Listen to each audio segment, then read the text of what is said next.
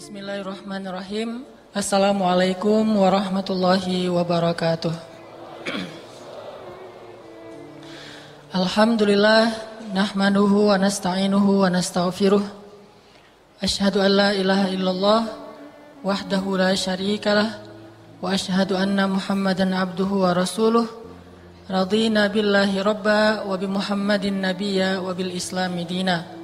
Allahumma salli wa sallim wa barik ala Sayyidina Muhammad wa ala alihi wa sahbihi ajma'in.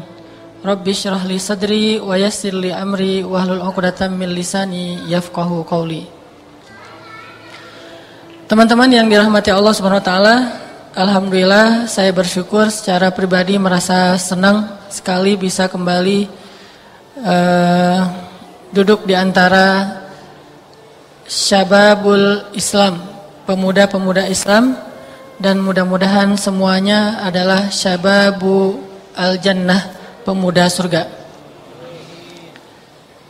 Dan insya Allah nanti di dalam surga atau di padang mahsyar akan digolongkan di dalam barisan atau di bawah bendera Ali bin Abi Thalib, Yahya alaihissalam, Isa alaihissalam, dan para anak-anak muda lainnya yang diridhai Allah Subhanahu wa taala.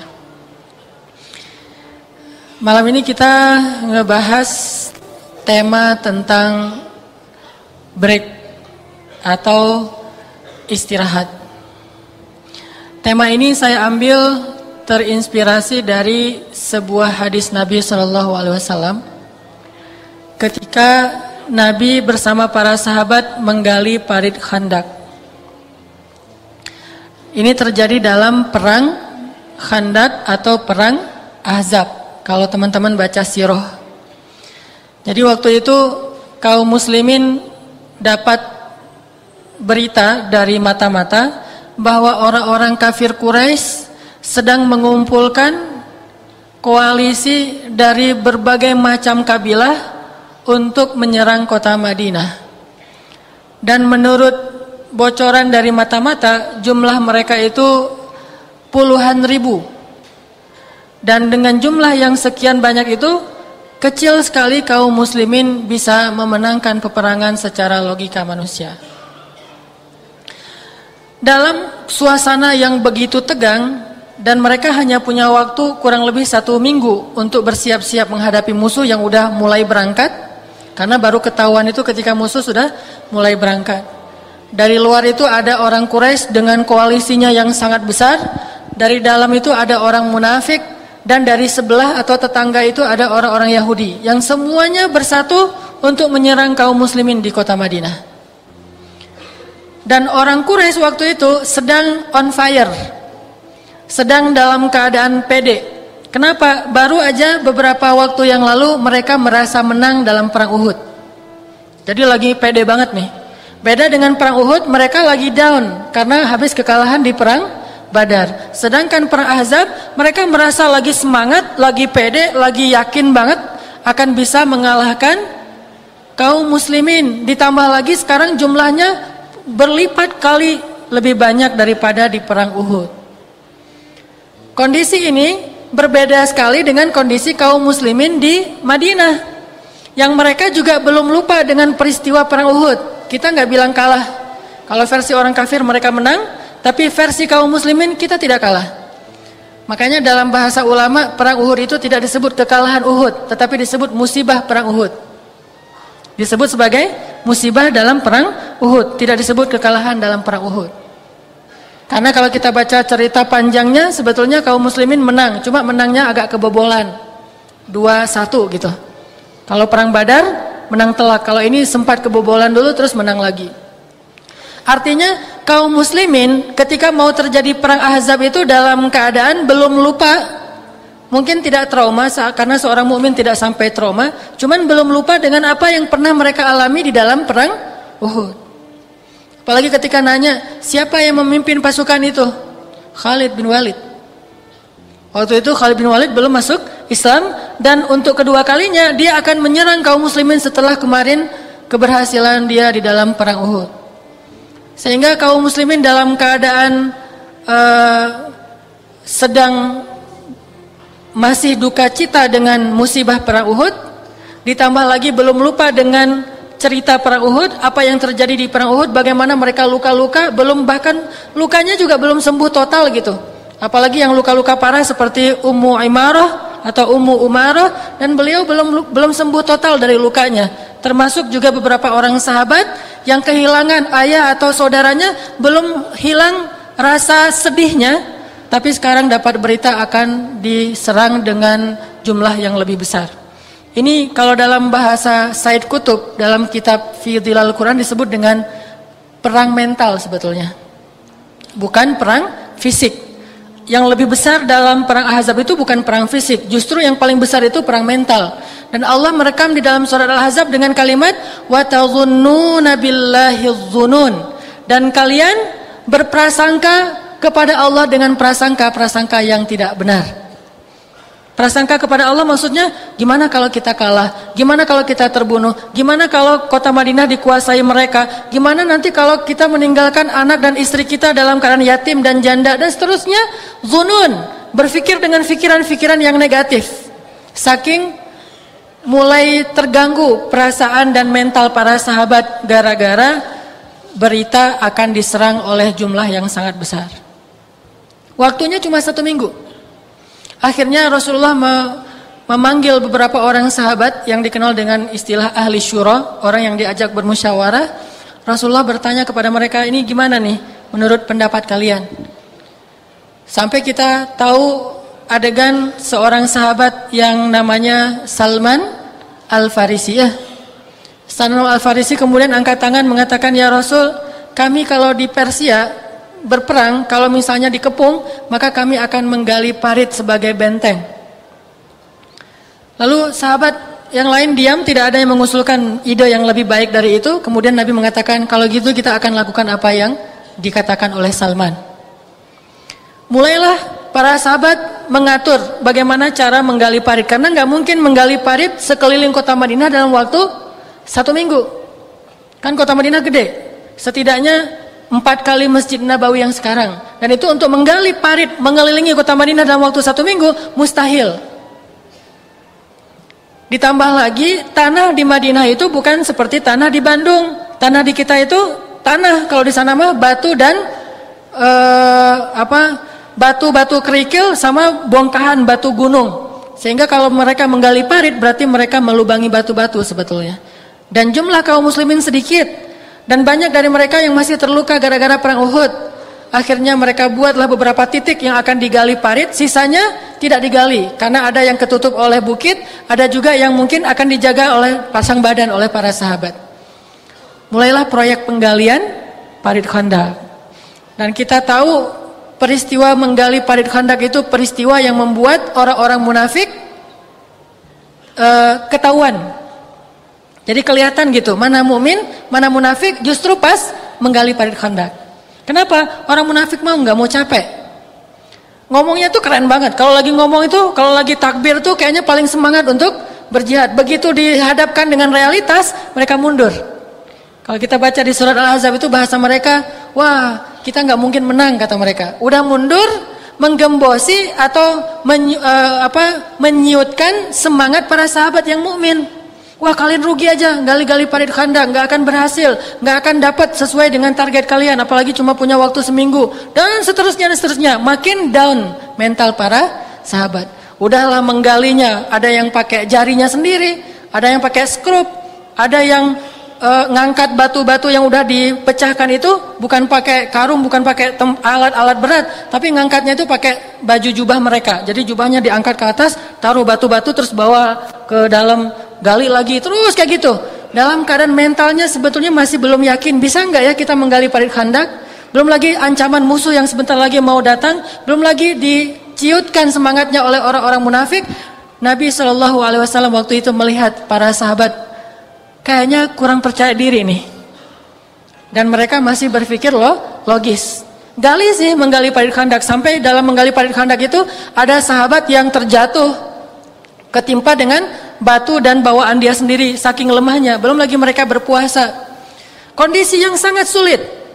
Sampai Nabi SAW beberapa orang sahabat juga berpuasa dan tidak tahu harus berbuka puasa pakai apa karena saking sulitnya. Cuma minum air sama makan paling-paling 1 butir kurma dibagi berdua. Ini kondisi yang sangat sulit. Setiap hari harus menggali parit khandak dari mulai subuh sampai isya. Terus setiap hari kejar target karena seminggu lagi harus berperang. Di hari-hari terakhir ketika mereka udah di puncak lelahnya, udah di puncak hampir putus asa, udah dalam keadaan sangat lemah, di hari terakhir itu ada tepatnya 2 peristiwa yang Allah tunjukkan kepada para sahabat untuk menyemangati mereka semuanya. Tapi sebelum peristiwa ini terjadi, ada satu adegan kecil yang orang nggak terlalu memperhatikan, tetapi adegan inilah yang menjadikan banyak peristiwa-peristiwa besar itu terjadi dalam perang Ahzab.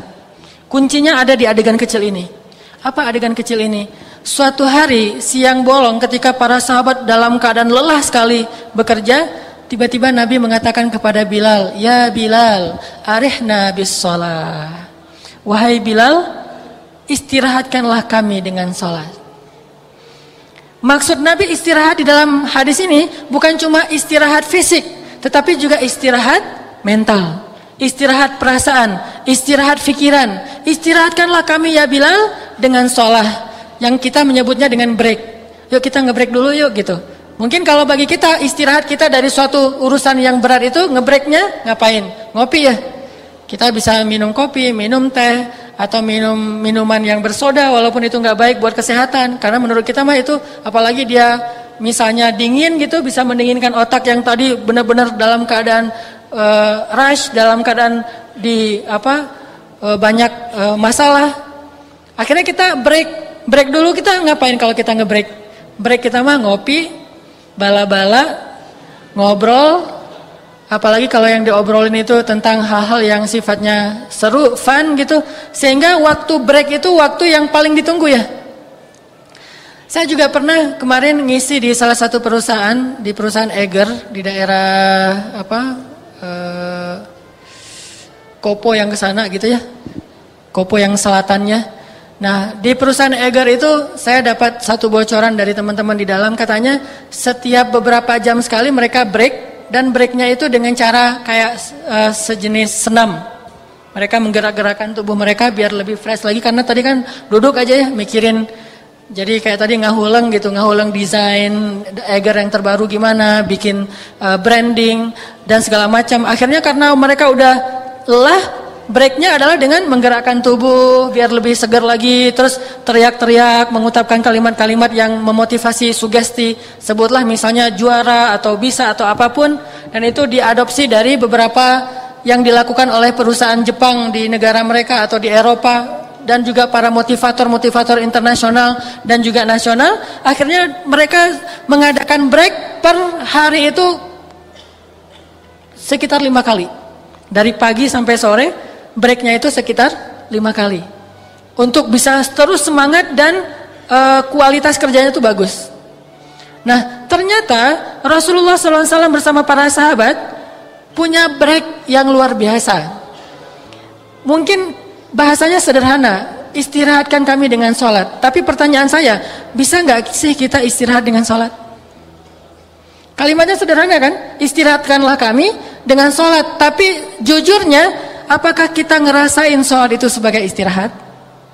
Sehingga semangat kita untuk sholat 5 waktu itu seperti semangat orang break ketika dia kerja dalam keadaan susah, ketika dia kerja dengan stres, ketika dia kerja dengan tekanan. Apakah dia akan merasakan sholat itu nyamannya, semangatnya untuk sholat seperti semangatnya untuk break?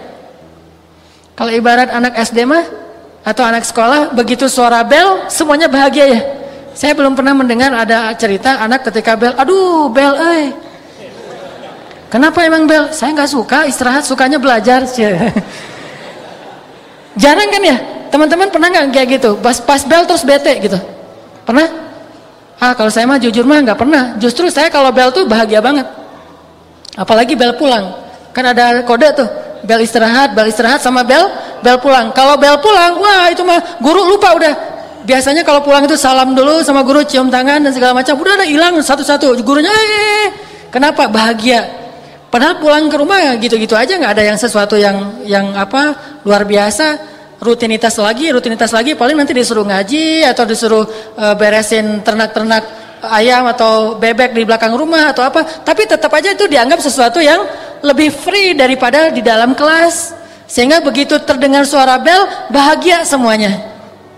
Apakah kita punya kebahagiaan yang sama begitu mendengar hayya 'alas shalah? Ini pelajaran yang kita pengen bahas malam ini. Gimana caranya kita mendengar azan dan datang ke masjid setiap waktu itu semangatnya kayak orang break ketika dia bekerja. Apalagi kalau kita tahu pas break itu ada yang mau traktirin kita makan. Kan lebih enak tuh. Nanti pas break kita makan di luar ya, saya yang traktirin, saya hari ini ulang tahun. Kan itu seru tuh. Pasti kita nyogokin orang yang tekan bel. Kamu tekan bel jangan lama-lama teing. Udah aja jam 9 bel deh gitu. Padahal harusnya belnya jam 10. Kenapa? Pengen cepat break. Atau gurunya kadang-kadang telat datang ke sekolah tapi muridnya udah bubar. Kenapa? Guru sakit. Ada isu gitu ya. Kan di sekolah kita mah suka ada isu. Sampai kadang-kadang isunya itu dibuat-buat. Saya di sekolah mah bahkan kita kadang-kadang melakukan istighosah, mendoakan supaya guru sakit. Apalagi kalau besok pelajaran kimia, fisika, wah itu malamnya kita tahajud. Ya Allah, mudah-mudahan dia sakit. Pas besok paginya berita, misalnya Pak Rudi tuh, Pak Rudi nggak bisa datang hari ini. Kenapa, sakit ya? Enggak, lagi ada rapat misalnya atau lagi ada apa gitu. Wah itu merdeka itu udah. Atau yang buat kita merdeka juga pelajaran olahraga. Tapi paling ilfil ya pelajaran olahraga yang kita ekspektasinya bakalan di lapangan, tiba-tiba katanya hari ini teori. Wah itu mah ilfil banget ya. Tapi kalau benar-benar lapangan, itu seru tuh. Mau main apapun terserah, yang penting keluar kelas. Saking semangatnya untuk break free gitu. Apakah kita punya soul feel yang sama dengan itu ketika kita mau melaksanakan sholat? Kalau nggak punya, kita harus banyak belajar. Karena berarti bagi kita sholat itu belum ala bidzikrillahi tatmainnul qulub. Bukankah dengan mengingat Allah hati menjadi tenang? Atau Allah berfirman, khuliqal insan halu'a idza massahu syarr jazu'a wa idza massahul khair manu'a illal musallin. Manusia itu jazu'a manu'a. Kalau dalam ilmu psikiater disebut dengan bipolar disorder. Apa tuh bipolar disorder? Punya dua kepribadian. Kalau lagi senang banget sampai lupa diri. Kalau lagi sedih, wah itu marahnya sampai kayak setan gitu. Kan ada sahabat yang sehari jadi malaikat, sehari jadi setan. Itu kata Umar. Ketika ada yang mengatakan, ya Amirul Mukminin, bagaimana kalau si fulan yang menjadi khalifah berikutnya? Kata Umar, jangan, dia mah sehari jadi malaikat, sehari jadi setan. Kalau dia jadi setan, kasihan rakyat saya. Kalau dia jadi malaikat, maka mereka mendapatkan kebaikan. Cuman saya nggak mau nyebut siapa nama sahabat itu. Ini hanya versi Umar. Artinya, gimana caranya biar kita bisa ngedapetin semangat sholat seperti kita semangat ngebreak. Sama kayak tadi, orang halu'a, jazu'a, orangnya nggak stabil emosinya. Apa kata Allah? Illal musallin, yaitu kecuali orang-orang yang sholat. Orang yang sholat itu harusnya emosinya stabil. Kenapa Allah mengatakan dalam ayat yang sangat populer, innas sholata tanha anil fahsya'i wal munkar. Kenapa? Karena sholat itu benar-benar menyegarkan dan menstabilkan diri seseorang, baik zahir ataupun batin, baik biologis bahkan psikologisnya. Gimana caranya? Makanya Nabi mengatakan, ya Bilal, arihna bis sholah. Kata-kata Nabi ini sengaja beliau kencangkan, beliau keraskan supaya sahabat-sahabat pada dengar. Begitu Nabi mengatakan, ya Bilal, arihna bis sholah. Sahabat sadar, oh iya ya, kita mah lupa kepada Allah selama ini, terlalu menghitung-hitung dengan logika kita sendiri, terlalu ngebaper, lupa bahwa Allah Subhanahu wa taala itu di pihak kita dan tidak di pihak musuh gitu. Kalau Allah di pihak kita, mau musuhnya seisi bumi nggak penting. Bukankah Nabi mengatakan, ya gulam, ihfazillah yahfazka? Wahai anakku, jaga Allah, Allah jaga kamu. Kalau seluruh bumi ini memusuhi kamu, mereka tidak bisa mencelakai kamu kecuali dengan seizin Allah. Jadi ketika Nabi bilang arihna bis sholah ya Bilal, baru sahabat mulai ngeh. Oh iya ya, Allah kan di pihak kita, yuk kita libatin Allah yuk. Selama ini kita udah pakai strategi ini, taktik itu, musyawarah, tapi kita belum ngelibatin Allah. Itu masalahnya. Makanya kita sedih, makanya kita khawatir, makanya kita labil, makanya kita lemah, karena kita belum melibatkan Allah dalam urusan kita. Baru melibatkan makhluk. Ya Salman, gimana ini? Kata Salman, gali parit. Ya Utsman, gimana menggali parit? Akhirnya Utsman dan Salman bikin semacam arsitek gitu, gimana cara menggali parit yang efektif. Kemudian ya Umar, gimana prajurit? Ya Ali, gimana para petarung, dan seterusnya. Kita libatkan semua manusia, tapi kita belum melibatkan Rabbun Nas, Tuhannya manusia. Akhirnya ketika Nabi mengatakan, ya Bilal arih Nabi sholat, sahabat sadar, oh ini masalah kita nih. Kita belum melibatkan Allah dalam urusan kita. Akhirnya Bilal pun ngerti, langsung Allahu Akbar, Allahu Akbar, hayya 'alas shalah, hayya 'alas shalah. Pas di kalimat hayya 'alal falah, semuanya serentak berdiri, semuanya bangkit, semuanya berwudu karena kalimat hayya 'alal falah. Ayo kita menuju kemenangan. Kalian mau menang dalam perang ini ketika kalian dikeroyok oleh semua kabilah, hayya 'alal falah, ayo kita menuju kemenangan. Gimana caranya? Datang dan bersujudlah kepada pemilik alam semesta. Dia di pihak kita. Yadullahi fawqa aydihim. Tangan Allah di atas tangan para sahabat. Akhirnya wudu, semuanya sholat serentak bersama Rasulullah SAW. Begitu selesai sholat, mereka semuanya berdoa kepada Allah. Setelah selesai itu mereka menjadi tenang. Dan ketenangan saat ini penting.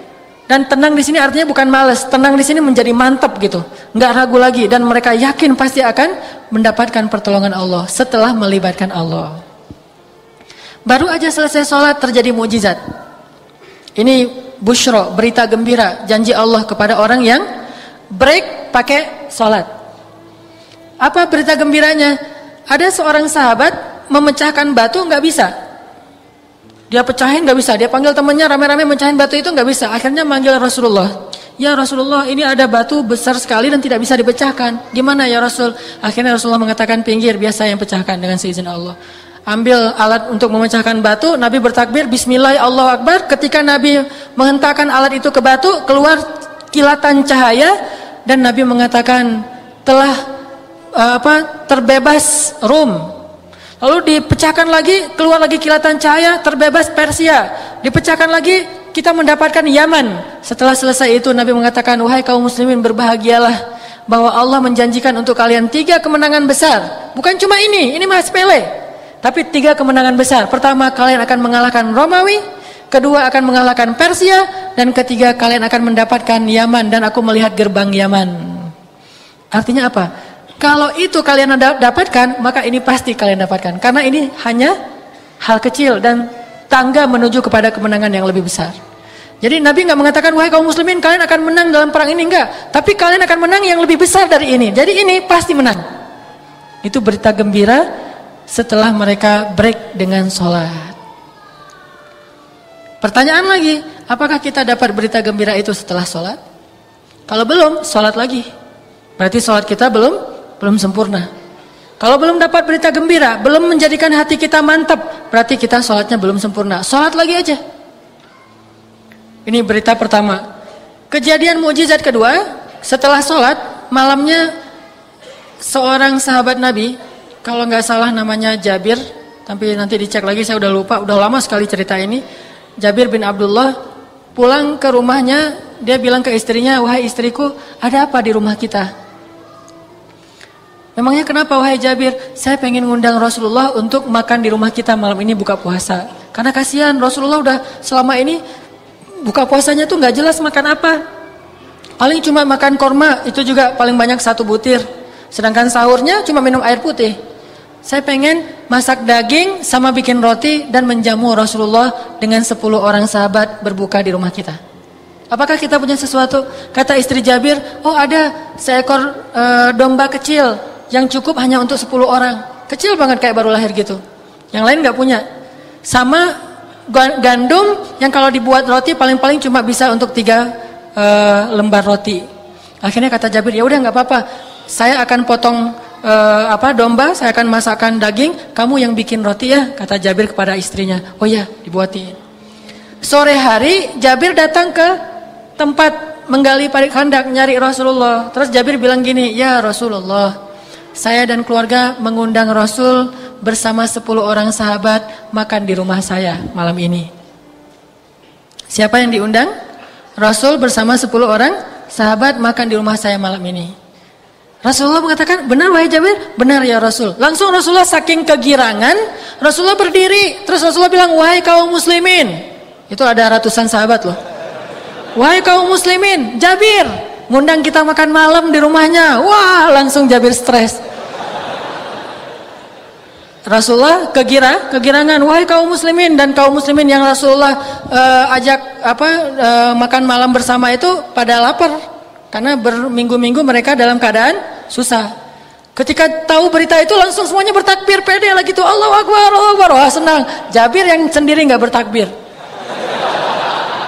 Pulang dia ke rumahnya. Langsung pulang, terus dia bilang, "Innalillahi wa inna ilaihi raji'un," kata dia. Kata istrinya, "Kenapa kamu bertarajuk ya Jabir?" Tarajuk itu mengucapkan innalillah, kayak ada musibah gitu. "Kenapa kamu tarajuk ya Jabir, ada musibah apa?" "Innalillahi wa inna ilaihi raji'un, la haula wala quwata illa billah," kata Jabir. "Wahai istriku, yang akan datang itu bukan cuma Rasul bersama 10 orang sahabat, tapi satu rombongan yang mereka itu semuanya lapar-lapar, ada ratusan orang." "Siapa yang mengundang mereka?" kata istrinya. "Bukan saya yang ngundang Rasul, saya emang ngundang 10 orang doang, Rasul aja yang ngundang mereka." Apa kata istrinya? "Wahai Jabir, kalau Rasul yang mengundang, biarkan mereka datang. Allah dan Rasul lebih tahu. Gak usah khawatir. Paling-paling kalau kurang ntar kita telepon warung Padang. Gak usah khawatir. Nanti Allah dan Rasul lebih tahu lah buat kita. Sami'na wa ata'na aja." "Oh gitu? Tapi yang datang banyak nih." "Gak apa-apa, sami'na wa ata'na." Udah. Begitu datang, rumah Jabir kecil lagi. Datang rame-rame. Wah, udah siap nih. Masak apa, Bir? Gitu ya. Akhirnya Jabir ngelirik istrinya nih, "Gimana nih yang datang rame?" Kata Jabir, "Ya Rasulullah, rumah saya kecil." Kata Rasulullah, "Ya nggak apa-apa, kita duduk di luar aja." Wah, Rasulullah semuanya disuruh duduk di luar sampai penuh kayak halaman kayak masjid ini. Jadi rame nih. Bayangin kita belum makan berhari-hari, terus tiba-tiba ada yang bilang, "Yuk makan malam di rumah saya," kan senang banget tuh ya. Itu benar-benar break gitu mah. Akhirnya Rasulullah mengatakan kepada Jabir, "Jabir, bawa makanan itu ke sini." Jabir bawa dengan tidak percaya. Aduh, ini gimana? Untung aja dia nggak bilang ke istrinya, "Sisain dikit dong buat kita, ntar nggak ada kebagian," gitu ya. Untung Jabir nggak ngomong kayak gitu. Kalau dia ngomong kayak gitu pasti nggak ada mujizat.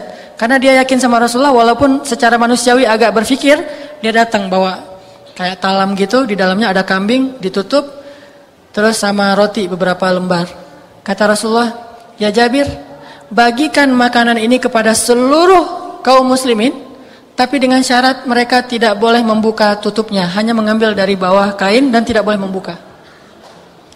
Wah, bukan dia makan berdua dengan Rasulullah dulu, yang lain nungguin, enggak, ini suruh bagi dulu dan mereka belakangan.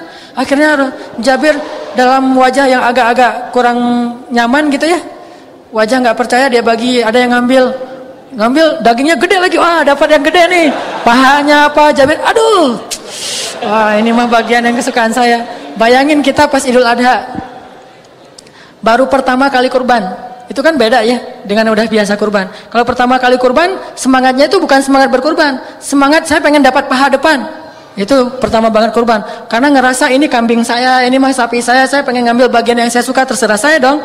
Begitu dicincang-cincang kecil-kecil sama petugas gitu, kita ngelihat yang tadi bagian dagingnya kemana, yang ini bagian kakinya dibawa kemana. Akhirnya kita, wah repot kan ya, pengen ngambil bagian yang kita suka. Begitu juga Jabir, dia bagi ke sahabat, ada yang ngambil, dapat roti 1, dapat roti 2, dapat roti 3. Jabir makin lama makin bingung, nih kenapa nggak habis-habis nih. Yang ngambil udah mulai puluhan, akhirnya ratusan. Setelah semuanya ngambil dan makan, mereka pulang. Tempatnya tuh masih menggunduk gitu, masih kayak penuh. Kemudian ketika semuanya udah pulang, tinggallah Rasulullah, Jabir dan istrinya. Rasulullah mengatakan, "Sekarang tinggal kita. Wahai Jabir, bukalah." Pas dibuka oleh Jabir dan istrinya langsung bertakbir karena ngelihat tidak ada satu potong daging pun yang berkurang. Ini berita gembira untuk mereka setelah sholat. Akhirnya Jabir makan bersama Rasulullah. Rasulullah makannya kan gak banyak. Jabir makan. Udah gitu udah kenyang. Kata Rasulullah, "Jabir ambil lagi." "Enggak ya Rasulullah, udah kenyang." "Ambil lagi." Diambil lagi sama dia. Udah kenyang. Ya Jabir ambil lagi. Makan lagi. Kata Jabir, "Ya Rasulullah udah terlalu kenyang." "Ambil lagi, makan." Kata Rasul. Wah, Akhirnya Jabir minta ampun. Ya Rasulullah, ampun, saya udah kenyang sekali. Ya Jabir, sesungguhnya kalau kamu merasa kekurangan makanan, maka jadikanlah makanan itu untuk dimakan bersama-sama. Jadi satukan gitu, jangan makan sendiri-sendiri kalau kita kekurangan makanan. Ini peristiwa kedua yang menjadi berita gembira, penyemangat buat sahabat bahwa mereka akan menang dalam perang Ahzab. Jadi itu membantah semua fitnahnya orang munafik, orang Yahudi, sehingga kaum muslimin jadi pede gitu gara-gara peristiwa itu. Selalu kayak gitu. Kalau kita baca sejarah perang bersama Rasul, ketika sahabat down, Allah kasih banyak sekali kejadian-kejadian yang membangkitkan semangat mereka.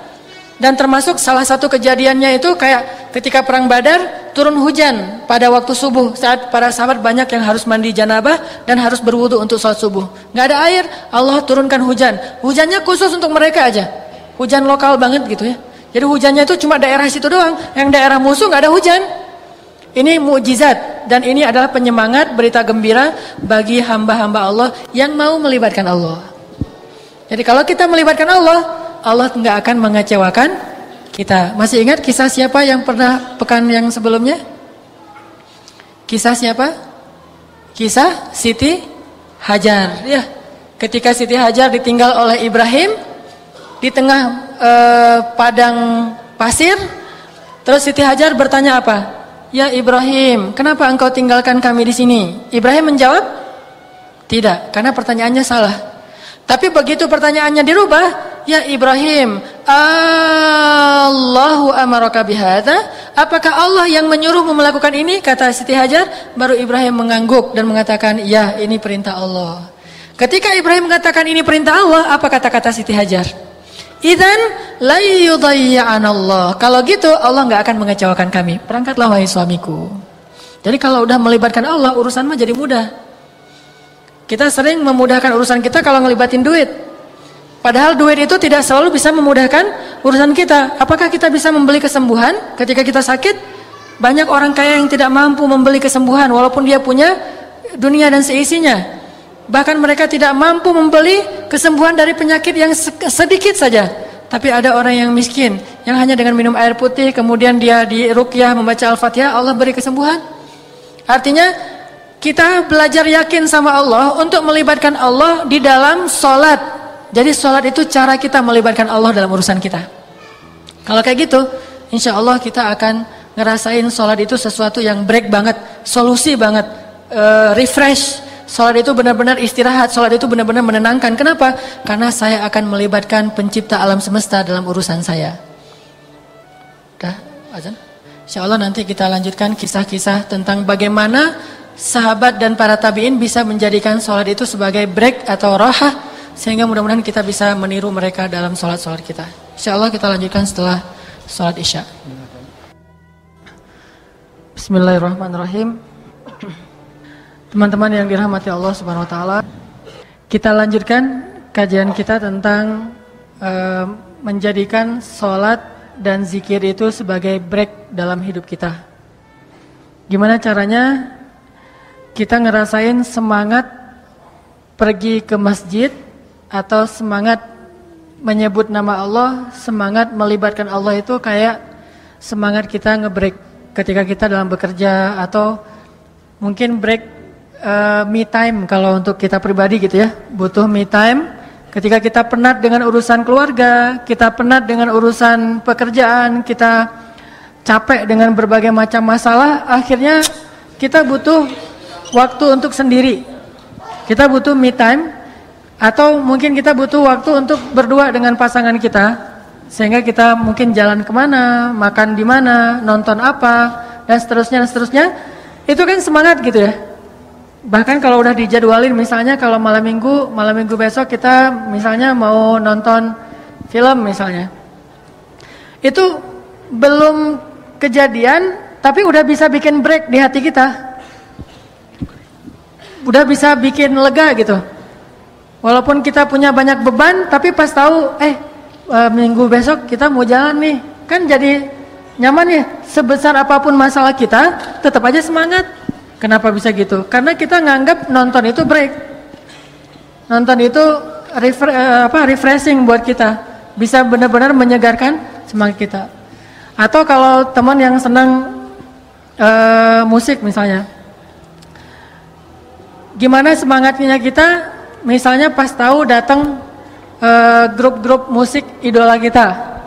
Sebutlah kalau anak-anak reggae misalnya datang grup musik reggae yang dari Brazil gitu atau dari Jamaika datang ke Indonesia, atau anak-anak rock atau NoFX misalnya datang untuk anak-anak punk rock misalnya, atau duet sama manggung bareng dengan Rosemary. Wah kan itu kan, wah kapan gitu ya. Terus beli tiket, udah gitu kita lihat tiketnya setiap hari, dilihat lagi tiketnya, padahal tanggalnya udah dihafal tapi masih ada dilihat-lihat terus. Kenapa? Karena kita ngerasa itu sesuatu yang benar-benar bisa nyelesain atau bisa menenangkan kita. Atau siang hari ketika malamnya kita akan nonton bola final Liga Champion antara Real Madrid melawan Manchester United misalnya. Siang itu kan kita udah nyiapin kopi, udah nyiapin kacang, udah nyiapin cemilan-cemilan, udah ngajak teman-teman kita kalau perlu nontonnya itu yang layarnya agak gede gitu. Nontonnya bareng-bareng, gak akan tidur. Wah, kita udah planning, udah bikin rundown-nya, udah bikin itinerary-nya, kita bakalan ngapain, sehingga siangnya aja kita udah semangat gitu. Padahal nontonnya masih ntar malam, tapi dari siangnya kita udah semangat.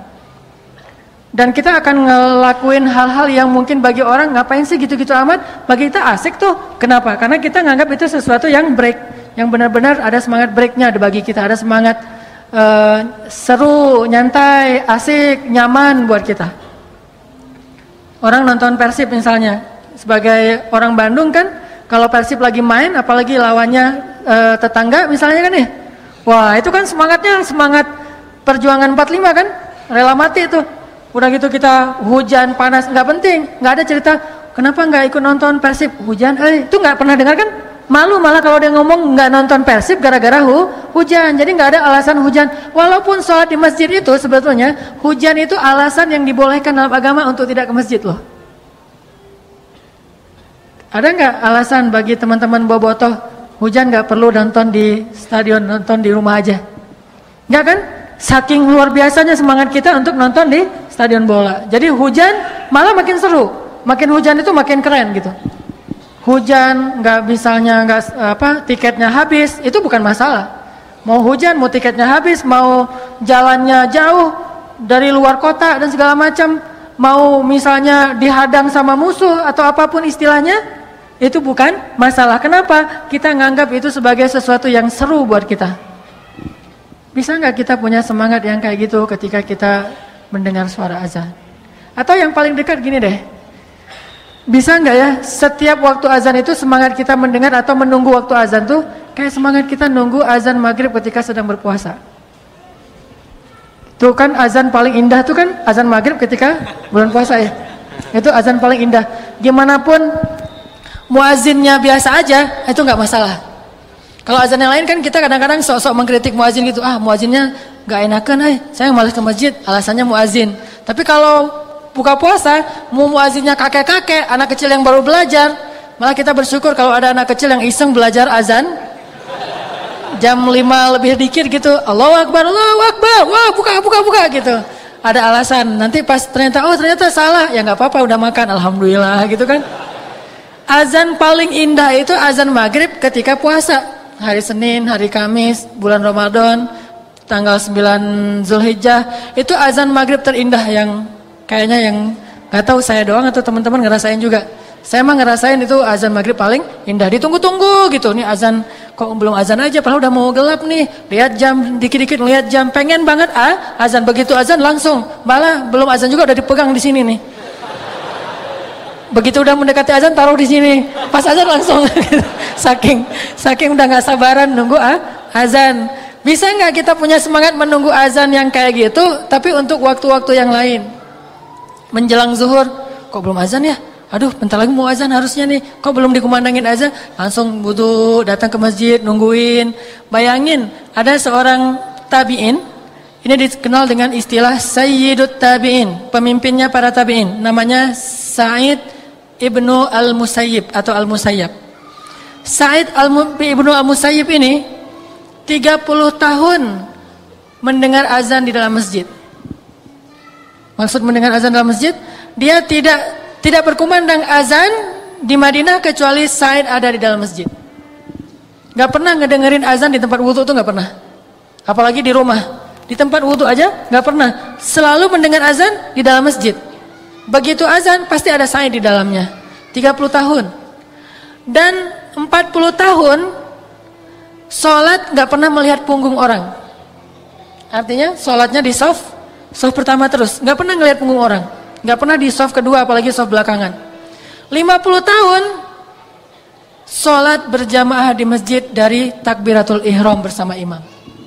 Jadi 30 tahun azannya di dalam masjid, 40 tahun sholatnya di shaf pertama, dan 50 tahun dia sholat selalu takbiratul ihram bareng dengan imam. Saking semangatnya Sa'id ibnu al-Musayyib untuk melaksanakan sholat. Bagi dia sholat itu udah mungkin bisa kita bilang kayak konser buat kita. Sholat itu sesuatu yang ditunggu-tunggu banget, dibela-belain. Bahkan mau bayar berapapun dia rela, yang penting dia bisa sholat tepat waktu dan berjamaah di masjid. Ini gimana sih punya semangat yang kayak gini? Sampai kita akhirnya bisa ketika mendengar suara azan itu bahagia gitu. Ketika menyebut nama Allah itu jadi tenang. Ketika disebut nama Allah kita dengar dari orang lain, kita jadi mantap. Innamal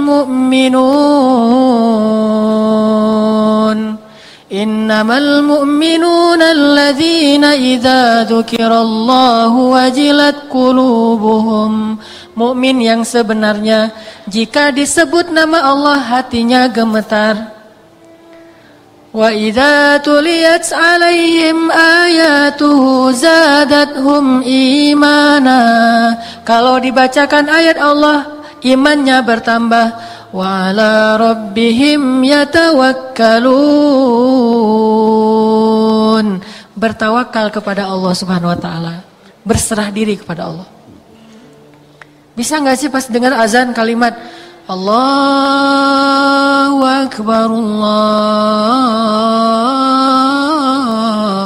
Akbar, langsung gemetar hatinya, gemetar rindu gitu. Kita pengen banget, saya pribadi tuh pengen banget begitu dengan azan tuh rindu gitu. Aduh, dipanggil sama kekasih saya nih, langsung wudu, langsung datang ke masjid dengan perasaan berbunga-bunga, bahagia, dipanggil. Kayak kita di miss call oleh calon kita. Saya bilang calon ya. Kalau saya mah di miss call sama istri. Tapi beda sih di miss call sama istri sama calon gitu beda. Di miss call sama calon itu lebih cepet datangnya gitu ya. Di miss call sama istri ini pasti mau nagih uang bulanan ini mah. Coba bayangin di miss call oleh istri kita, di miss call oleh calon kita, atau mungkin bagi sebagian orang di miss call oleh pacarnya.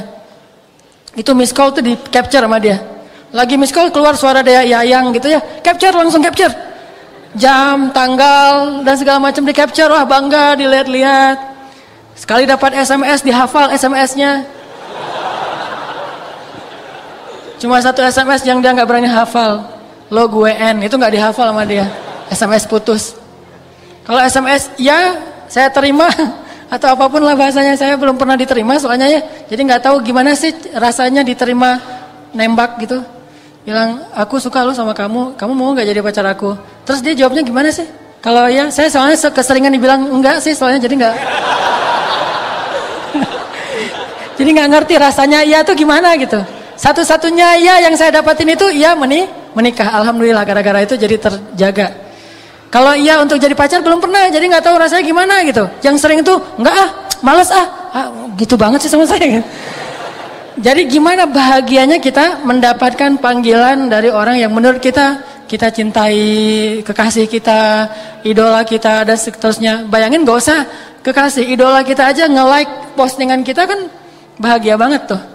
Ada 1000 like, 999 itu nggak berarti tanpa yang satu itu. Like dari idola kita banget gitu. Wah ternyata dia nge-like saya loh gitu. Langsung nunjukin postingan berikutnya apa? Like itu yang diposting gitu. Jadi dapat like dari yang kita idolain itu di capture, diposting lagi. Di like lagi sama dia 2 kali. Akhirnya dia males juga, akhirnya dia unfollow.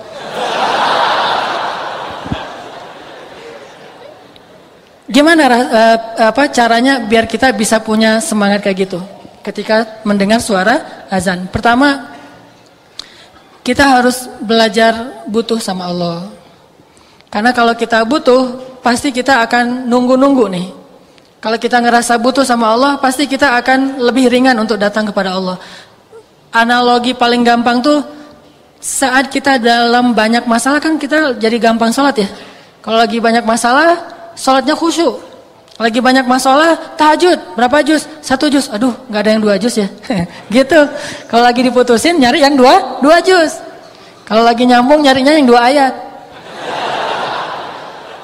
Gak ada yang 2 juz, saya lagi pengen yang 2 juz, jangan yang 1 juz, di Al-Latif mah cuma 1 juz doang. Saya pengen yang 1 rakaatnya itu 3 lembar. Jadi 10 rakaat, 10 rakaat itu 3 juz, 30 lembar. Oh ada tuh, di mana? Di Mekah kata dia. Atau di Baghdad. Nah artinya kok bisa ketika kita lagi banyak masalah sholatnya ringan?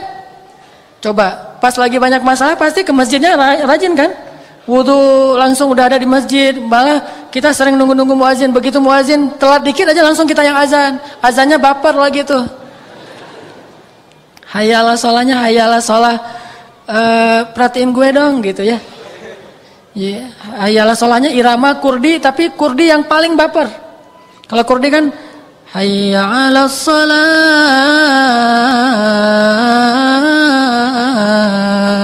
Ini lebih baper dari itu. Sampai ada serak-serak basahnya. Udah gitu saking bapernya panjang, keputus lagi napasnya, di akhirnya gitu. Ini semangat ke masjid. Kok bisa? Karena kita ngerasa butuh sama Allah. Ya Allah, lembutkanlah hati bapaknya supaya bapaknya itu butuh kan? Jadi semangat. Lagi banyak hutang, ya Allah mudahkanlah saya dalam membayar hutang. Kalau perlu tolong lembutkan hati orang itu supaya melunaskan hutang saya. Gitu. Ini kan gara-gara kita butuh. Cuman kenapa kita selalu ngerasa butuhnya pas lagi ada masalah? Bukankah hidup kita itu sebetulnya dalam banyak masalah? Dan masalah itu sebagian besarnya kita belum sadari karena belum terjadi. Mungkin kita selalu butuh Allah Subhanahu wa taala, dan kadang Allah, bahkan bukan kadang, sering Allah itu menolong kita, menyelamatkan kita dari banyak masalah tanpa kita sadari, sehingga kita pikir nggak ada masalah. Padahal masalah itu datang kepada kita. Allah bentengi kita dengan sholat kita yang sebelumnya. Sehingga pas masalah datang, akhirnya dia mental lagi. Datang lagi masalah, hilang lagi, datang lagi. Itu lebih sering daripada masalah yang udah datang kepada kita, kemudian Allah angkat setelah kita ngerasain.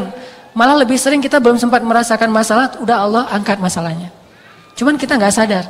Makanya Allah mengatakan, yas'aluhu man fis samawati wal ard.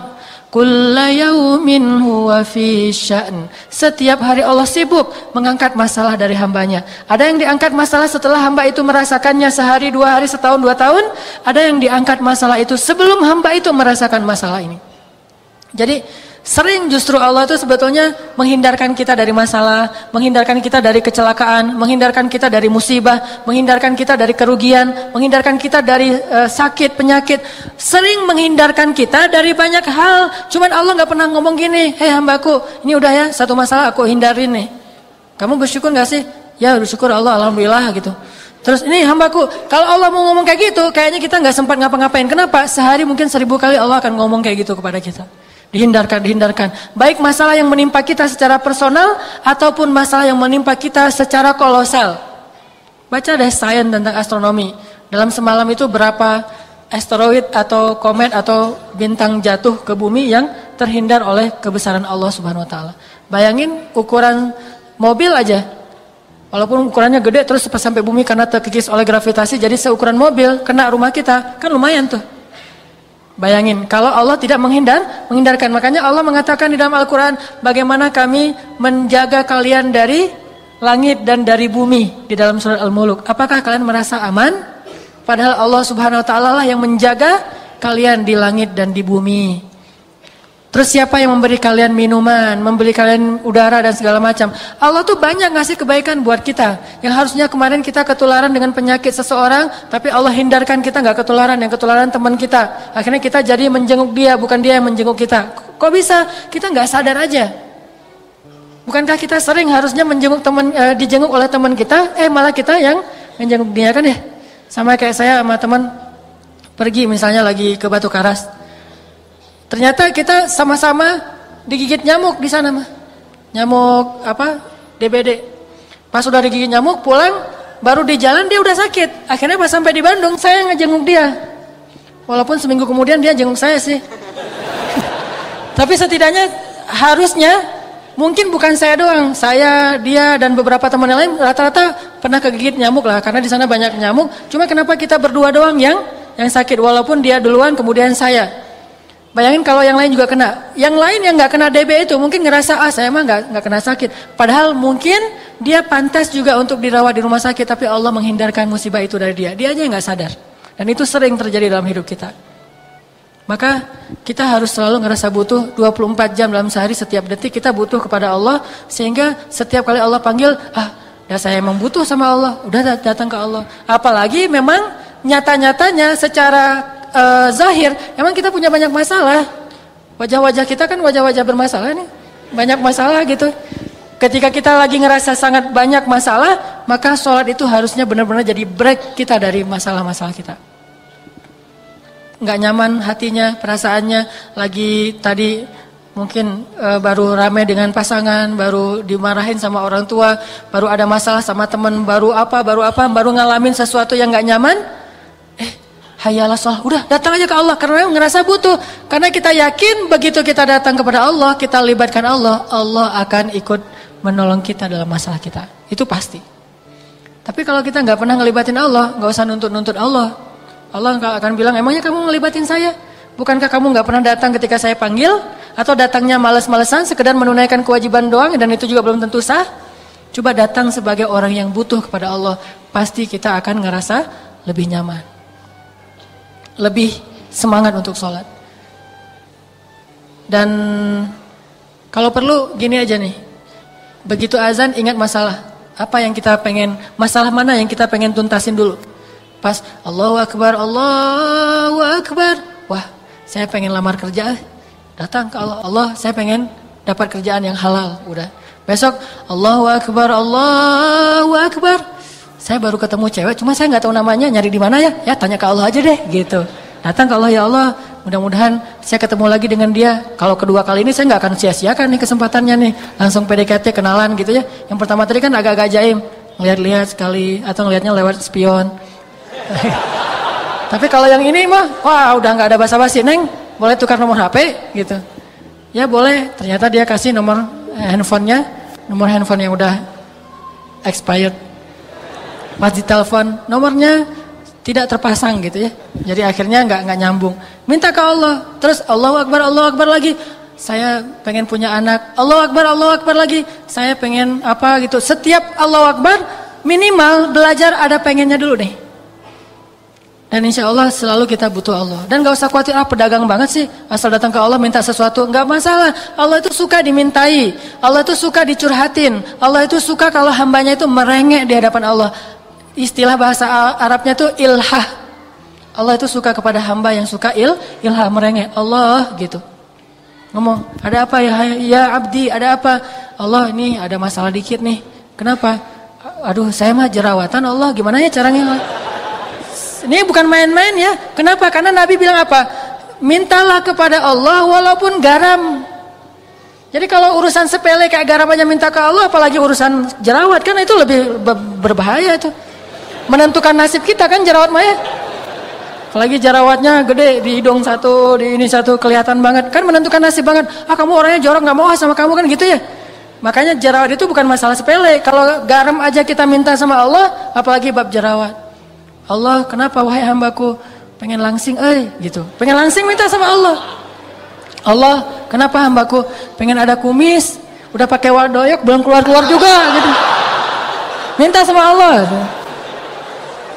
Bukan kumis, mungkin janggut kali ya. Saya pengen ikut sunnah ya Allah, cuman saya mah bukan ingkar sunnah, memang nggak ada kumis ya Allah, udah nggak ada janggut, udah dikasih banyak segala macam kemiri, wardoyok, segalanya belum keluar juga sehelai gini ya Allah, malah jadi aneh gitu. Malah jadi aneh. Minta kepada Allah walaupun nggak garam, tapi bukan bermain-main dengan Allah, karena kita ngerasa Allah mah tempat segala meminta. Semuanya ada di sisi Allah. Kebaikan itu ada semuanya di sisi Allah. Tabarakalladzi biyadihil mulk wa huwa ala kulli syai'in qadir. Ya ayyuhalladzina amanu ista'inu bis sabri was salah. Wahai orang yang beriman, mintalah pertolongan kepada Allah dengan sabar dan salat. Ada masalah? Salat. Ada masalah? Salat. Makanya hadisnya apa kata sahabat? Annan nabiyya idza hasibahul amr fazi'a ila shalah. Nabi itu kalau lagi ada masalah sedikit, salat, segera salat.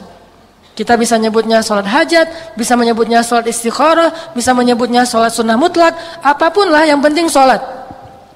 Ada masalah dikit, salat. Nunggu teman, kok nggak datang-datang ya? Mudah-mudahan dia nggak kejebak macet. Salat aja nunggu sambil nunggu. Apapun, belajar akrab sama Allah gitu. Dikit-dikit miss call Allah gitu. Dikit-dikit telepon Allah, dikit-dikit SMS sama Allah, dikit-dikit curhat sama Allah. Belajar akrab deh sama Allah. Dengan demikian, kita akan ngerasa sholat itu break banget buat kita. Tapi kalau kita nggak akrab sama Allah, nggak break. Kayak kita mau ketemu seseorang yang kita nggak terlalu kenal dan canggung juga, dan kita juga agak nggak terlalu nyaman dengan dia karena banyak hal tentang dia yang kita belum tahu. Akhirnya pas mau ketemu dia kan jadi beban tuh. Kayak kita mau audisi misalnya, apalagi mau audisi gitu. Kita tahu nih hari ini suara saya serak banget nih mau audisi. Ketemu sama Ahmad Dhani, Anang dan segala macam, Agnes Monica gitu kan ya. Terus pas udah lagi audisi, gimana lagu saya, hancur banget atau gimana? Kan gitu nanya gitu. Kata yang lain, kalau aku sih yes, nggak tahu Anang gitu. Nah baru kan jadi, kalau kita mau ketemu seseorang yang kita nggak kenal, kita takut, kita nggak akrab sama dia, pasti nggak nyaman. Tapi kalau ketemu sama seseorang yang kita sayang, kita cinta, kita akrab, kita udah soulmate banget, pastinya nyaman. Kayak kita mau ketemu teman, ada teman baru, ada teman lama. Teman baru mah belum kenal, mau dikenalin nih, atau baru kenalan lewat WA atau lewat sosial media, mau kenalan. Kan nggak selalu nyaman ya. Tapi kalau ketemu teman lama yang udah lama nggak ketemu, tapi dia sahabat kita banget, soulmate kita banget, kan di semangat gitu mau datang. Ketemu di mana? Di TSM misalnya. Jam berapa? Jam 1 siang gitu. Nggak masalah. Jam berapa juga? Jam 11 malam, jam 12 malam. Kenapa? Karena nyaman. Kalau kita akrab sama Allah, kita datang ke Allah tuh nyaman. Kalau kita datangnya ke Allah nggak nyaman, pasti kita nggak akrab sama Allah. Kenapa nggak akrab sama Allah? Jarang curhat sih sama Allah. Kenapa nggak akrab sama Allah? Nggak ngerasa butuh sama Allah. Kenapa nggak akrab sama Allah? Jarang miss call Allah. Coba miss call Allah atau calling Allah deh. Insya Allah akan semakin akrab. Makin akrab ngomongnya makin nyaman. Rabbi wahanal azmu minni washta'ala ar-ra'su syaiba walam akum bidu'aika rabbi syaqiyya. Rabbi inni khiftul mawaliya min warai Rabbi wa kanat imraati aqira Rabbi fahabli min ladunka waliya Rabbi waj'alhu Rabbi radhiya. Kita Rabbi aja terus. Teman kalau berdoa itu manggil Allah itu apa? Ya Allah. Itu kurang akrab. Kalau manggil Allah itu boleh ya Allah tuh, tapi doa ya Allah itu mah doa yang tegas dalam kondisi yang benar-benar sulit ya. Tapi kalau sehari-hari mah pakainya Rabbi, Tuhanku gitu. Sama kayak Sulaiman, Rabbi. Ada masalah dikit, Rabbi. Ada masalah sedikit, Ilahi. Rabbi, Ilahi. Ilahi itu lembut banget. Ilahi.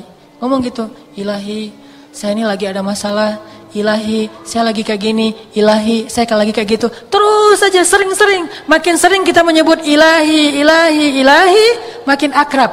Makin akrab, makin gampang kita untuk menikmati break sholat kita. Makanya Nabi itu saking akrabnya sama Allah, begitu mendengar suara azan, bahagia. Ali bin Abi Thalib itu mendekati waktu sholat, udah bahagia duluan. Kenapa Ali kok senyum-senyum? Bentar lagi mau ketemu Allah, gitu. Kenapa senyum-senyum? Bentar lagi mau sholat. Kenapa senyum-senyum? Bentar lagi mau azan. Bahagia. Bukan begitu azan, lah kok azan sih jam segini juga? Bukan. Kenapa? Karena dia akrab sama Allah. Jadi ngerasa butuh, ngerasa akrab, itu ngebantu banget. Kemudian tips yang kedua, agar kita bisa menganggap salat itu sebagai break dalam hidup kita, belajar menikmati sholat.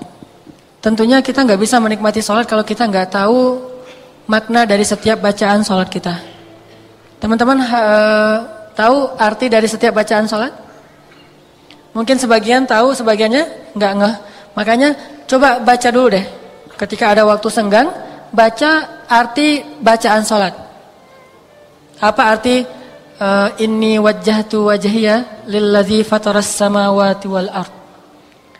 Apalagi inna sholati wa nusuki wa mahyaya wa mamati lillahi rabbil alamin. Iyyaka na'budu wa iyyaka nasta'in.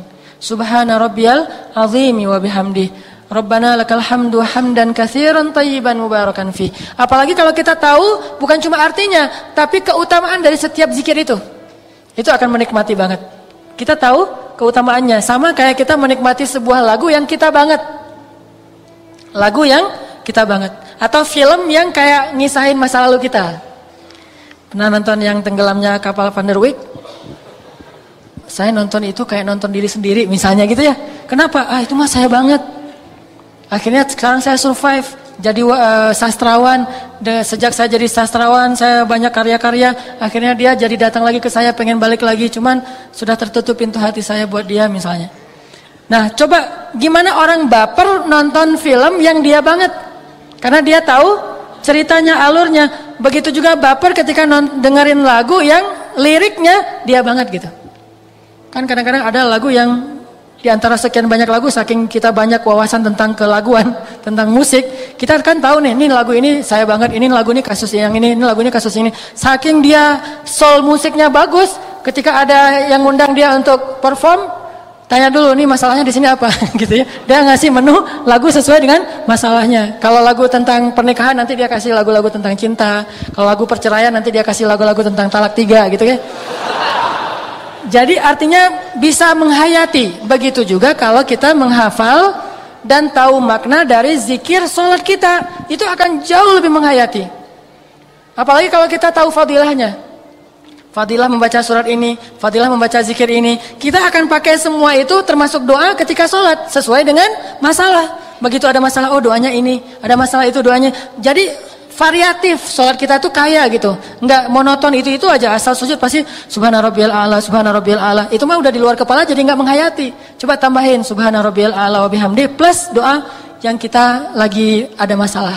Contoh masalah hutang gitu. Allahumma inni a'udzubika minal hammi wal hazan wa minal termasuk min ghalabatid dain wa qaharir rijal.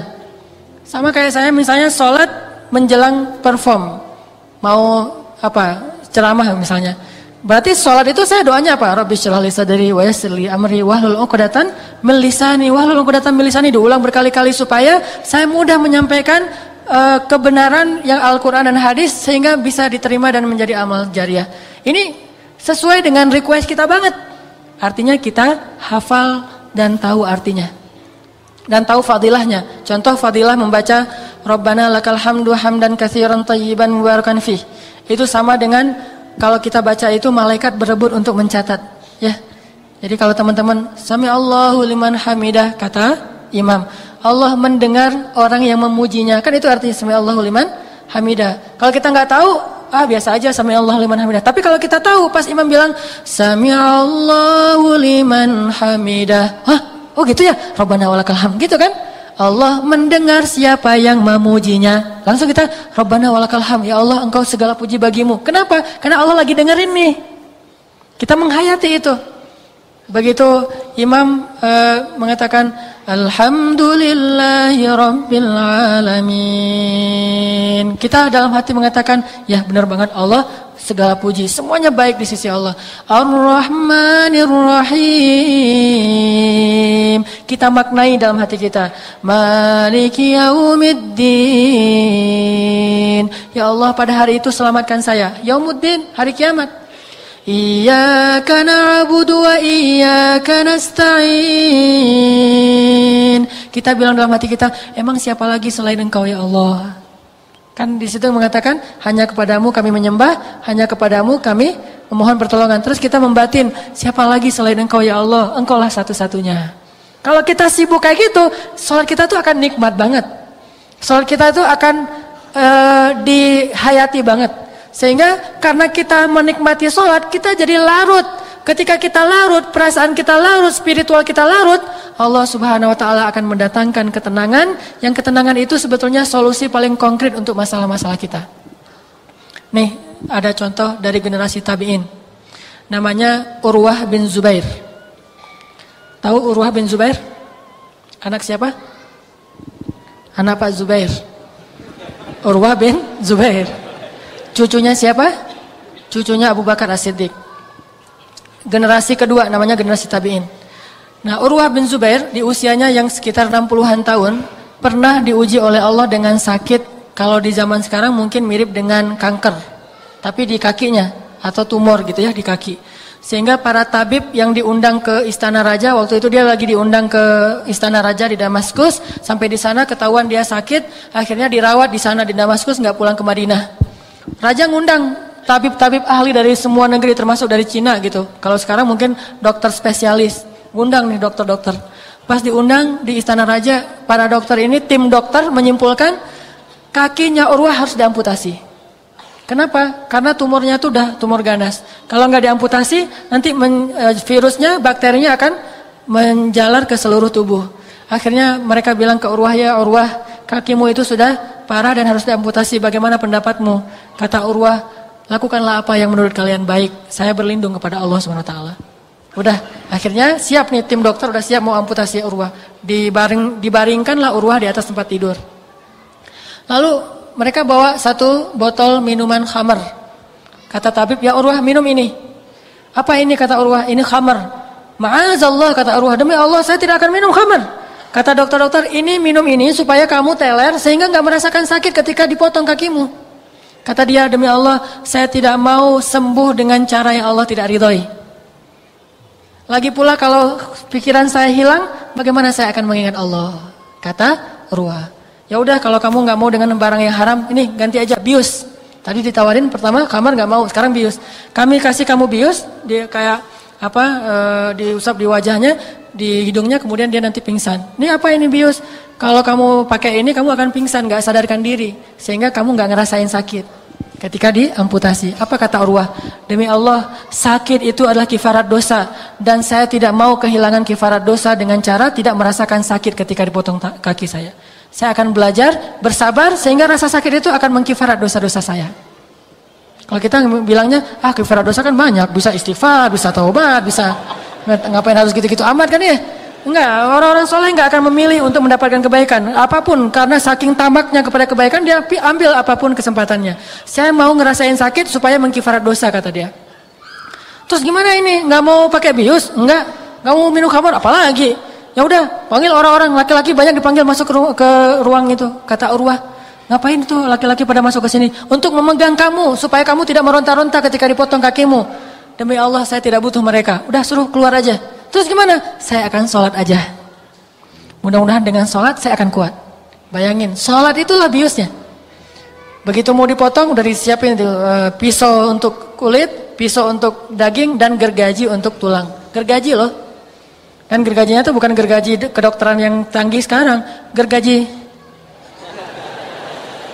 besi itu tuh. Ditaruh di sebelah Urwah. Urwah ngeliatin, oh ini alat-alatnya, wah ini sholatnya harus panjang, ini mah 1 juz. Soalnya alatnya manual semua kan, jadi lama, jadi sholatnya harus 1 juz.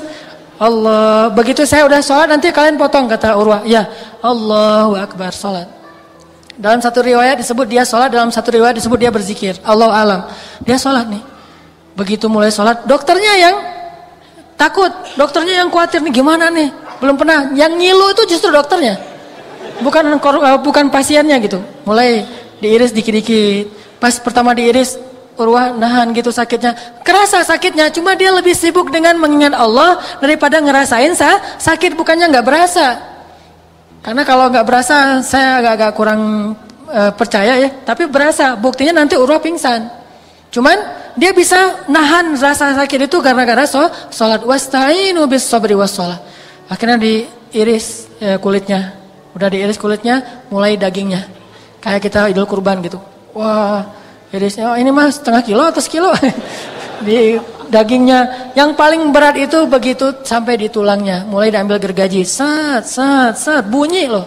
Sampai orang di luar yang meriwayatkan kisah ini mengatakan kami ngilu mendengar suara gergaji itu memotong tulangnya Urwah bin Zubair. Bunyi itu, dia langsung terus dengan sholatnya. Begitu udah selesai, baru Urwah selesai sholat. Assalamualaikum warahmatullahi wabarakatuh, assalamualaikum warahmatullahi wabarakatuh, dan kakinya udah terputus, dan keringat dinginnya, air matanya. Lalu yang terakhir apa? Kakinya untuk menghentikan pendarahan akan dibenamkan di dalam minyak yang mendidih.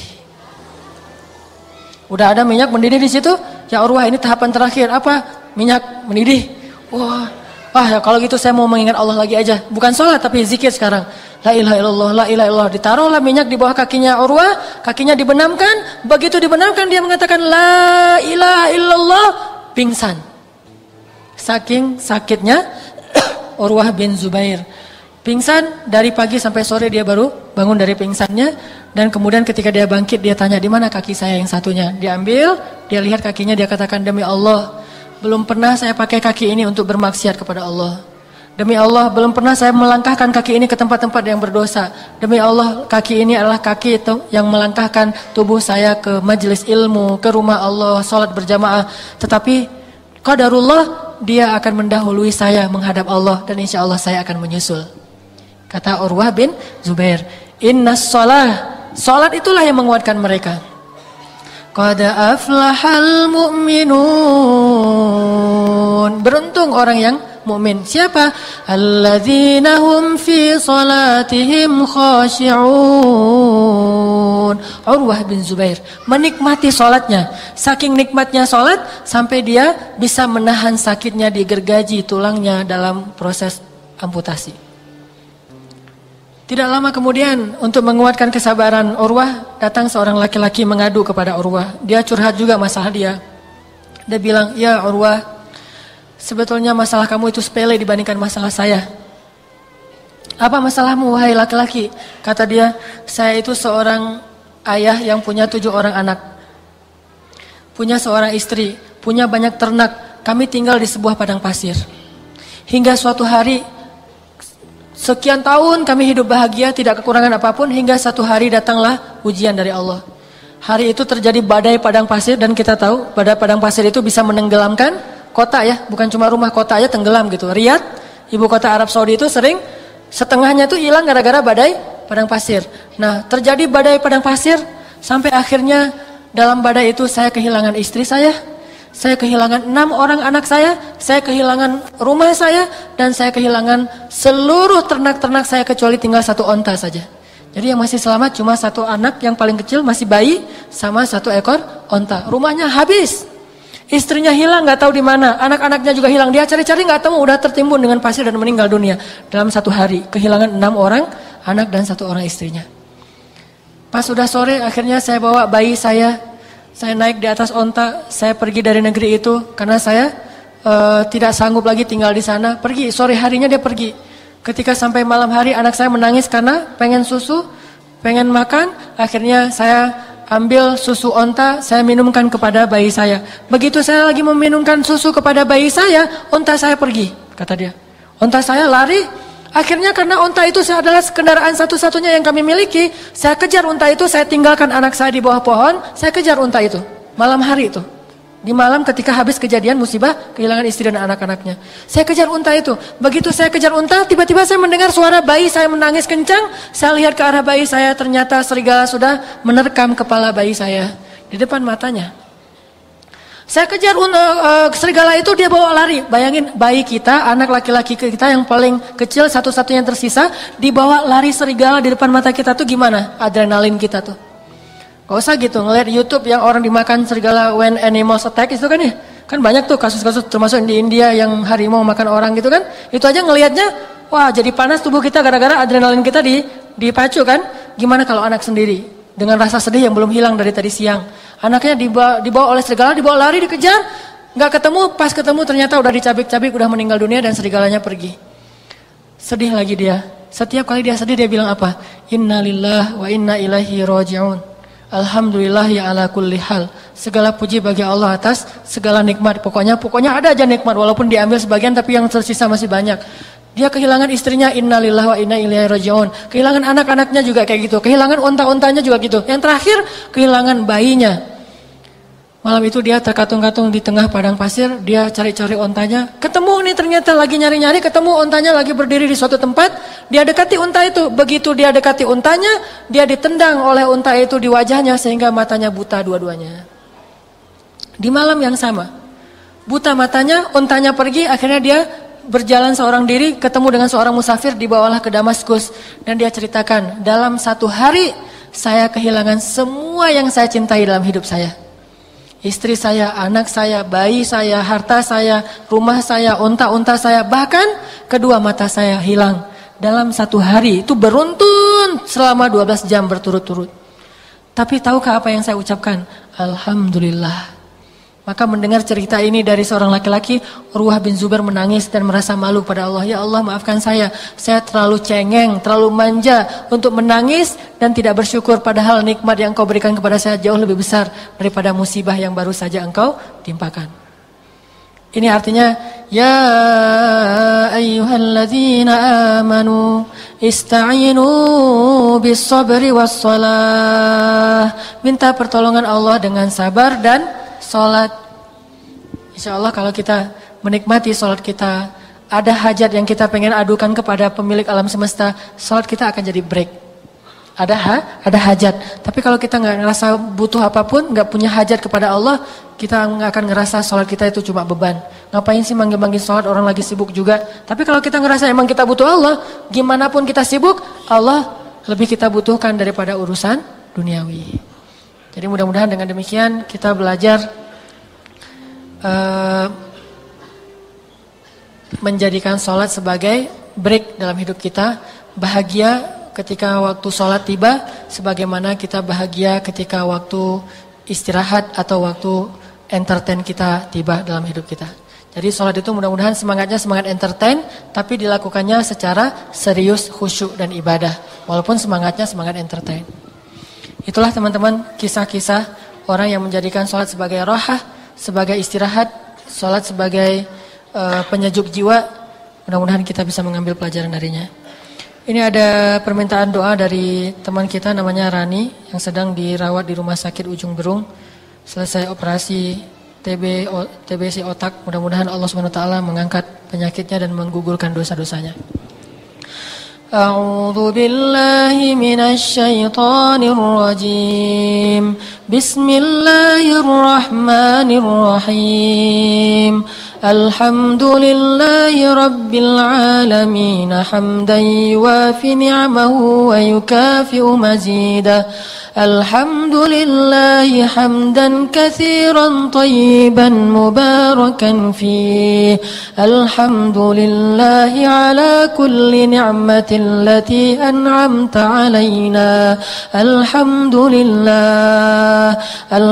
لله على كل حال الحمد لله على نعمة الإسلام الحمد لله على نعمة الإيمان الحمد لله على نعمة العلم الحمد لله على هذا المجلس المبارك الحمد لله اللهم اجعل جمعنا هذا جمعا مرحوما وتفرقنا من بعده تفرقا معصوما اللهم ارحمنا بالإسلام وارحمنا بالإيمان وارحمنا بالقرآن اللهم اجعل القرآن ربيع قلوبنا اللهم ارزقنا تلاوة القرآن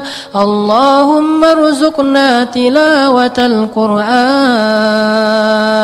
آناء الليل وأطراف النهار اللهم اجعل القرآن ربيع قلوبنا اللهم اجعل القرآن زيادة لنا في إيماننا اللهم زد لنا إيمانا بالقرآن اللهم ارزقنا اللهم ارزقنا علما نافعا اللهم ارزقنا علما نافعا وقلبا خاشعا ولسانا ذاكرا ولسانا ذاكرا ولسانا ذاكرا وعملا متقبلا اللهم يسر لنا أمورنا يسر لنا أمورنا اللهم إنا نسألك حسن الخاتمة ونعوذ بك من سوء الخاتمة اللهم اجعل خير أيامنا يوم نلقاك وخير أعمالنا خواتمها اللهم ربنا آتنا من لدنك رحمة وهيئ لنا من أمرنا رشدا واجعل لنا من كل ضيق مخرجا ومن كل هم فرجا ومن كل عسر يسرا. Ya Allah, ya Arhamar Rahimin, muliakanlah kami ya Allah dengan ilmu agamamu. Muliakanlah kami ya Allah dengan ibadah-ibadah kepadamu. Muliakanlah kami ya Allah dengan akhlak-akhlak mulia. Muliakanlah kami ya Allah dengan Al-Quran. Muliakanlah kami ya Allah dengan ketakwaan. Muliakanlah kami ya Allah dengan kesolehan. Muliakanlah kami ya Allah dengan sifat malu. Muliakanlah kami ya Allah dengan sifat tunduk dan patuh kepadamu. Muliakanlah kami ya Allah dengan sifat takwa. Ya Arhamar Rahimin, bukankah hambamu yang paling mulia di sisimu adalah yang paling bertakwa? Maka pilihlah kami ya Allah, pilihlah hati kami ya Allah, dan tanamkanlah ketakwaan di dalamnya. Jadikanlah kami termasuk hamba-hambamu yang bertakwa. Ya Arhamar Rahimin, ajarkanlah kepada kami ibadah-ibadah yang khusyuk seperti ibadahnya Zubair bin Awam, seperti ibadahnya Abdullah bin Zubair, seperti ibadahnya Urwah bin Zubair, seperti ibadahnya Sa'id ibn al-Musayyib, seperti ibadahnya Abdullah ibn Abbas, seperti ibadahnya para anbiya, seperti ibadahnya Rasulullah sallallahu alaihi wasallam. Ajarkanlah kepada kami salat yang khusyuk ya Allah. Ya Arhamar Rahimin, genggamlah hati kami ya Allah. Jadikanlah hati kami selalu bahagia ketika mendengar namamu disebut oleh para muazzin di atas menara-menara masjidmu ya Allah. Jadikanlah bagi kami salat sebagai rehat, sebagaimana salat rehat bagi Nabi dan para sahabat dalam perang Ahzab. Ya Arhamar Rahimin, selama ini kami selalu bahagia ketika menonton konser musik-musik kesukaan kami. Kami bahagia ketika menonton pertandingan bola dari kesebelasan kesukaan kami yang kami bela. Kami bahagia bertemu dengan orang-orang yang kami cintai. Kami bahagia menonton film-film kesukaan kami. Kami bahagia untuk menghibur diri kami dengan hiburan-hiburan yang sering kali melalaikan kami ya Allah. Kami rela membayar berapapun mahalnya demi mendapatkan hiburan itu. Ya Arhamar Rahimin, sekarang ajarkan kami untuk bahagia ketika kami sholat berjamaah. Ajarkan kami bahagia ketika duduk dalam majelis ilmu. Ajarkan kami bahagia ketika kami membaca Al-Quran. Ajarkan kami bahagia ketika berselawat kepada Nabi-Mu. Ajarkan kami bahagia ketika kami mengingat dan menyebut namamu. Janganlah sampai kami menjadi orang yang baru menyebut namamu ketika kami punya banyak masalah, baru datang kepadamu ketika kami dalam musibah, baru berselawat kepada Nabi-Mu ketika kami dalam keadaan berputus asa. Ajarkanlah kami ketaatan, baik ketika kami sedih, bahkan ketika kami gembira. Ajarkan kami ketaatan, baik ketika kami sempit, bahkan ketika kami lapang. Ajarkan kami ketaatan, baik ketika kami sakit, ataupun ketika kami sehat. Ya Arhamar Rahimin, fahamkanlah ilmu yang telah kami dengar pada malam ini. Jauhkanlah kami dari majelis yang sia-sia ya Allah. Rabbana atina fid dunya hasanah wa fil akhirati hasanah.